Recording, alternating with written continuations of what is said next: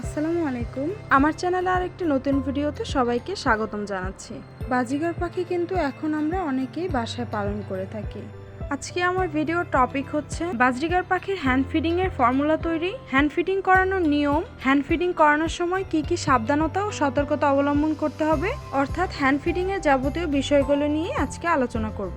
অনেক সময় কিন্তু বাজিগার পাখির জন্য হ্যান্ড ফিডিং একদম বাধ্যতামূলক হয়ে যায়, কারণ মা পাখি বাচ্চার যত্ন নেয় না।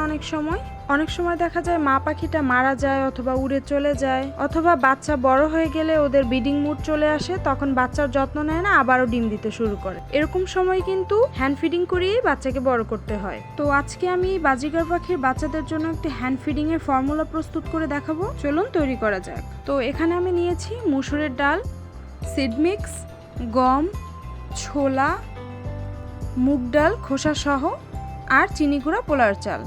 আমি যেহেতু অল্প করে ফর্মুলা তৈরি করব, সব কিছু আমি হাতে এক মুঠ করে নিয়ে নিয়েছি।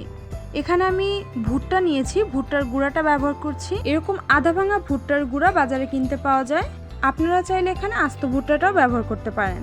আমার বাসায় যেহেতু এটা ছিল, এজন্য আমি এটা ব্যবহার করছি। চলুন পরবর্তী ধাপে চলে যাই। ভুট্টা বাদে সব কিছু আমি একসাথে ধুয়ে নিব। অবশ্যই সব কিছু 3-4 বার করে ধুয়ে নিতে হবে, কারণ এগুলোর মধ্যে প্রচুর পরিমাণে ধুলাবালি থাকে, যেগুলো খাবারের সাথে পাখির পেটে গেলে পাখি অসুস্থ হয়ে যেতে পারে। ভালোভাবে ধোয়া হয়ে গেলে একটা ছাঁকনিতে ঢেলে ভালোভাবে পানিটা ঝরিয়ে প্লেটে উপকরণগুলো দিয়ে ছড়িয়ে দিতে হবে।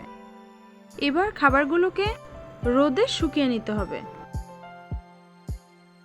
উপকরণগুলো ভালোভাবে শুকানো হয়ে গিয়েছে।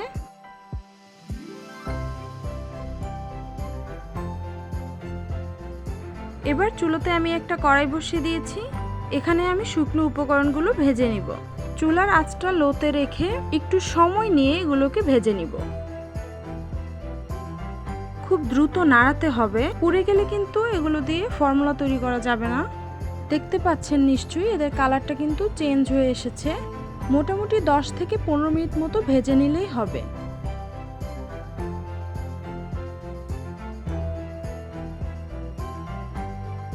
এগুলোকে ঠান্ডা করে নিয়ে ব্লেন্ডারের জারে নিয়ে অথবা শিলপাটায় নিয়ে গুঁড়ো করে নিতে হবে। গুঁড়ো করা হয়ে গেলে এরকম একটা ছাঁকনির উপরে গুঁড়োটা ঢেলে ভালোভাবে ছেঁকে নিতে হবে। এতে করে গুঁড়োগুলো একদম মিহি বের হবে, কোনো ধরনের খোসা বা দানা থাকবে না। ছেঁকে নেওয়া হয়ে গেলে কিন্তু ফর্মুলা রেডি হয়ে যাবে। এটা আপনারা অনেক দিন সংরক্ষণ করতে পারবেন। এই ধরনের ফর্মুলা কিন্তু আপনারা পাখির খাবারের দোকানে পেয়ে যাবেন, কিন্তু আমি সবসময় নিজের হাতে বানিয়ে খাওয়াতে পছন্দ করি এবং এতে করে পাখিগুলো সুস্থ থাকে। এই খাবারটা প্রস্তুত করার জন্য একটি বোলে সামান্য পরিমাণে খাবার নিয়ে একটু একটু করে পানি দিয়ে মিশিয়ে নিলেই খাবার প্রস্তুত হয়ে যাবে। একদম ঘনও হবে না এবং একদম পাতলাও হবে না। হ্যান্ড ফিডিং করানোর জন্য প্রথমত আমাদের যেটা প্রয়োজন সেটা হচ্ছে সিরিঞ্জ। এটা আপনারা যে কোনো ফার্মেসিতে কিনতে পেয়ে যাবেন। মিডিয়াম সাইজের একটি সিরিঞ্জ ব্যবহার করতে হবে। আরও নিতে হবে স্যালাইনের টিউব। স্ক্রিনে যেমনটা দেখতে পাচ্ছেন এরকম টিউব নিতে হবে। এই টিউবটা ছোট করে কেটে সিরিঞ্জের সাথে যুক্ত করে দিতে হবে। অবশ্যই কিন্তু সিরিঞ্জের সুইটা ভেঙে তারপরে টিউবটা যুক্ত করতে হবে। পাখির বয়স যদি 2 সপ্তাহের কম হয় তাহলে সিরিঞ্জ ব্যবহার করা যাবে না, চামচ দিয়ে খাওয়াতে হবে। আপনাদের উদ্দেশ্যে খুবই জরুরি একটা কথা, পাখিকে টিউব দিয়ে খাবার খাওয়ানোর সময় সতর্কতা অবলম্বন করতে হবে। খেয়াল রাখতে হবে যেন শ্বাসনালী দিয়ে খাবার ঢুকে না যায়। আমি স্ক্রিনে একটি ছবির মাধ্যমে দেখিয়ে দিচ্ছি। শ্বাসনালী দিয়ে খাবার চলে গেলে কিন্তু পাখির মৃত্যুও ঘটতে পারে। ধীরে সুস্থে পাখিকে খাবার খাওয়াতে হবে। খাওয়ানোর সময় পাখির মাথাটা আলতো করে চেপে ধরতে হবে, না হয় টিউবটি বের হয়ে যাবে, বারবার আপনার খাবার খাওয়াতে ব্যাঘাত করতে পারে।